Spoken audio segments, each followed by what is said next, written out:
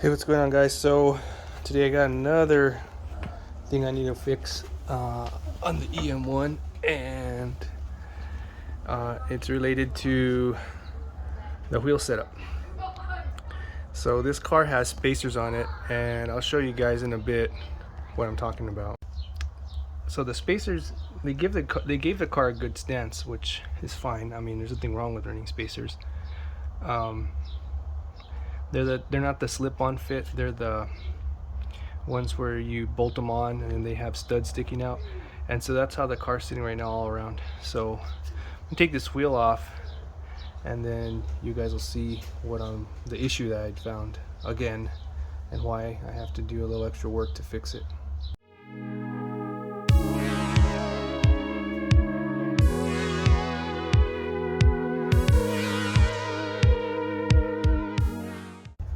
So this is what we found underneath after we took the wheel off. It's got this bolt-on spacer, which is fine. Everything looks okay until you look a little closer.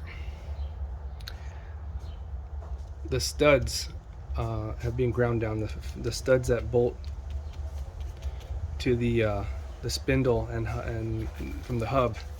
So I don't know why they did this. I'm assuming it was to clear some aftermarket wheels. So that means that there's not enough stud on here to run anything else. And I have some other wheels that have, I want to run different wheels on this besides these. So I would like to have the option for this spacer, but also the option to run my other wheels. So it's a problem. So what we're going to do is we're going to take this off. These are 19s, these bolts. And we're going to take these off, and then I'll show you guys a little more what's going on.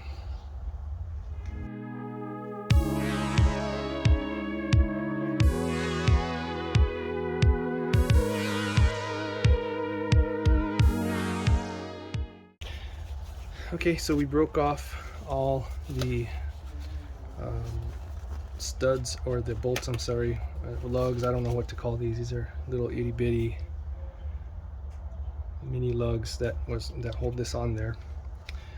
So the spacer comes right off just like that. It's an aluminum spacer. It seems pretty decent. So now you can see the problem. Look at that. Look at the difference. If you put them, look at the difference. So anyway, that's a huge problem, and what are we going to do to fix it? So I looked into pounding these out, and it's doable. I did buy studs, which I'll show you guys here in a little bit. I bought enough for all four corners because I checked the car before this, and all four corners have the same issue like this, where the studs are ground down. Luckily it didn't strip. You can take as you can see, you can take the little lugs off easily. But I didn't want to be stuck in a scenario where I was not able to do that. So I went to the junkyard and got some a new knuckle spindle hub assembly from a EJ8, which is a EX. So the EX and the SI hub knuckle assembly spindle is the same, so they're interchangeable. The LX and DX trims are not. So we're gonna take all this off. We're gonna take all this off anyway and see, you know, how much work it'll be to pound these out. I see people have varying levels of success pushing these out. I'm gonna try it because these are all screwed up anyway, so we'll see. If not, then I have these extra knuckles with the hub pressed in already that I'll just use those. So let's get started. So the first thing we have to do is same thing we did just not too long ago.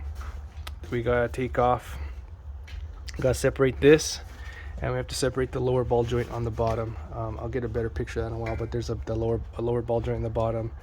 And in addition to that, we have to remove the brakes, the brake caliper itself, and also the rotor. So these little screws are a pain. We'll start with those. Luckily, these ones came out easy. it looks like someone did a brake job recently. So these are good. These aren't too bad. So I'm gonna, but sometimes they're frozen in there and you can't take them out. So what I like to use in that case was the impact screwdriver, the one I showed you guys on the video where I adjusted the striker on the driver door. That's a good tool for that. But in this case, I didn't have to use it for this side, so I may have to bust it out here in a while, but we'll see. So anyway, that's that little part. Wow, I was looking at this too, and the other thing you have to take off is the axle nut, and you're supposed to stake it right here where this indentation is, and it's not even staked. So that's bad. That could have backed out. So I'm gonna zap this off, and when I reinstall it, I'm gonna make sure I stake that down with a punch. So we're gonna knock this off. It's a 32 millimeter, as you can see there. Should make quick work of it with this guy. Bam, knocked it right off. Okay, so now we gotta take off the caliper right now. So there's these two bolts, which are the slide pins basically, and we gotta take these guys off. It looked like I said, someone replaced some of this stuff recently. And then we're also gonna remove this brake line right here from the knuckle. So we're gonna loosen these up, and then after we're done with that, we need to go down below right here and loosen this ball. This is the lower ball joint, so we need to loosen this guy and take a look, and then should be good to go. Yeah, CV boot looks good. This looks like it's pretty new. And then of course that one on top. So I'm gonna start working on this, and then I'll show you guys when I'm done. Okay, I took the caliper out. It's attached by these bolts, which are attached to the slide pins. One thing that I found, which is not good, is this is supposed to clip inside of there. This part of the boot, and it's out. So I'm gonna have to redo all this. This needs to be cleaned and redone. So whoever serviced the brakes didn't do a great job. So this is a caliper. I attached it via some zip ties to make sure to, give it some, so it's not hanging by the hose. So otherwise it'll mess it up. And then the caliper bracket is attached to the knuckle with these two bolts. They're 19s. So I'm going to take these out, and then this whole thing will come out, and then the rotor should be able to slide out this way.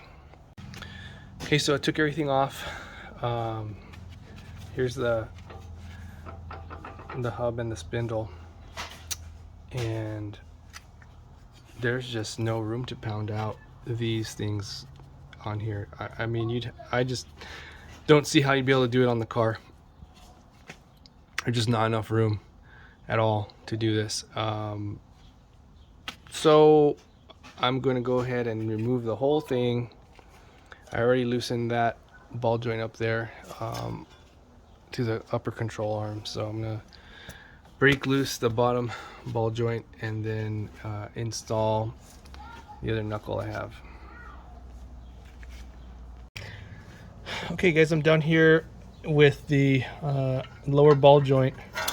I just popped it loose, but this is the lower ball joint right here. Let's see if I can get this thing to zoom in. There you go. So there's a 17 millimeter bolt right here with the cotter pin. You can pull it out. I have a couple different type of pullers I use. This is one of them. This one did not work. It's not big enough. This one works great for the DC chassis EG, but not for EK. So for these ones, I have this other type. So I got this one at Harbor Freight, I think, or something. I don't remember. It was like 20 bucks. But anyway, this one is a little different, but it works just great. You slip it on there like that, and you crank this down, and it pops it off. So I got it all separated except for the... Okay guys, I got everything back together with the replacement hub and knuckle. So the way I do this, I'll show you on this. So I like to put, not a lot, just like a very light coating of grease. Like I basically just rub it on and wipe it off, so it has just a very thin layer. So that way it adds protection, so it doesn't corrode inside of here and get all gummed up, and it also helps, you know, it slip in there. So what I do then is I couldn't show you guys this because I don't have, it's hard to do with one hand, but I pick up the axle, and then I have the hub rotated like this, and then I just slip it on, and when it's slipped on, I put the retaining nut on there, and then I turn it this way, the way it is right here, and then I line it up with this top nut for the upper control arm, and then the lower control arm, so that way everything's all locked in and it's good to go. So now all I got to do is I have to put the tie rod onto this guy, which I will do shortly, and just tighten everything up. So I have to tighten this one up, this castle nut here for the upper control arm ball joint, the one down here for the lower control arm ball joint. I have to put the caliper bracket back on, the caliper itself, and of course the rotor before that. So a little bit of work, not too much, nothing terrible, and then we'll put everything all back together, and then I'm going to repeat that on the other side. Okay, so I'm on the next side. This is the passenger side. I already unscrewed the retention bolt for the caliper. As you can see, the same thing. These are all ground down. I already took off the spacer, as you can see right there, and I loosened the caliper bolts that attach to the pins. Also removed, or not removed, but took this off. It's 2 bolts right here. So this bracket that holds the brake line, and I also removed the axle nut, which is 32 millimeters. So there's everything right now. We're gonna go ahead and pull all this apart and do the same thing we did on the other side. One thing I like to do when I'm putting these things back is just, you know, clean these splines up with a wire brush. This is a soft one. Just clean up the splines and then clean up the threads, and then I put just a little bit of grease on it.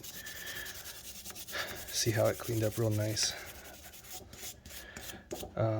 Just so this thing doesn't get rusted. Just put a little bit of grease in there or something, that way it inhibits corrosion. Makes it easier, because it sucks when these things get stuck in there. You have to hammer them out and it's a real pain. So just another quick tip. Here's the unit I'm putting on the car.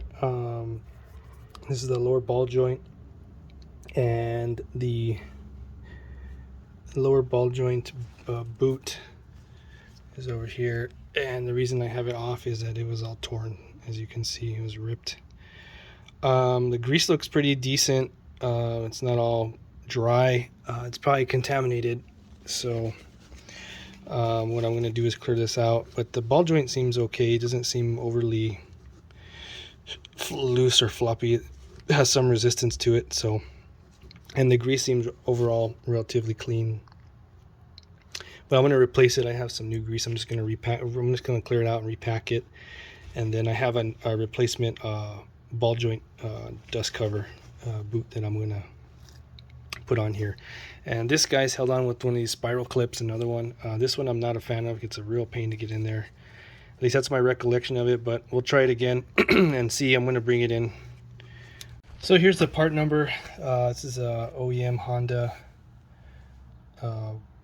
dust cover boot for the lower ball joint.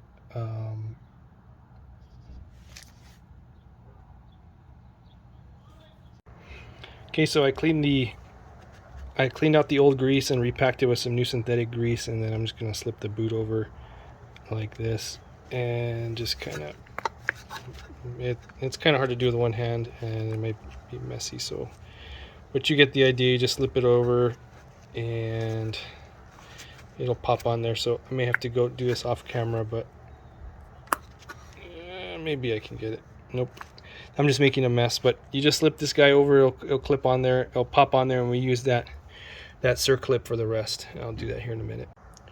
So here's the boot on there, and I have the circlip started, and it's actually pretty easy. You just start it on one side and then spread it, and then you kind of just work it down. I have to do this off camera again probably because I need both hands, but you just kind of push the end out and open it, and then it kind of just slides on there.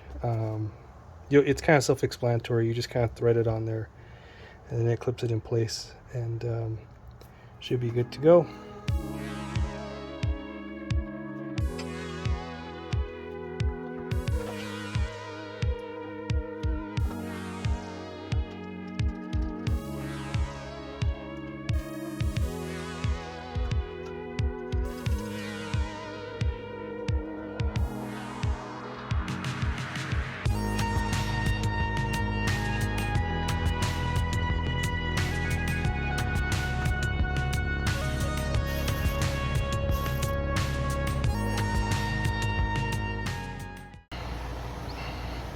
Okay, we got everything all put back together, all tightened up, good to go. So the fronts are done. As far as replacing these, the spindle and hub, these lugs are good to go. I still have to do the rears, which I'm gonna put another video for that. Hopefully that helps you guys out.